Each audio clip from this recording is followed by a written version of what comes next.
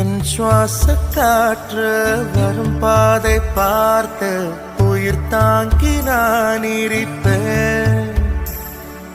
மலர் கொண்ட பெண்மை வாராமல் போனால் மலை மீது தீ குடிப்பேன்.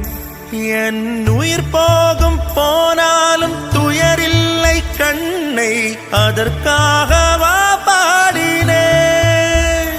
வரும் எதிர்காலம் உன் மீது பழி போடும் பெண்ணை அதற்காகத்தான் பாடினேன். முதலா முடிவா அதை உன் கையில் கொடுத்து விட்டேன்.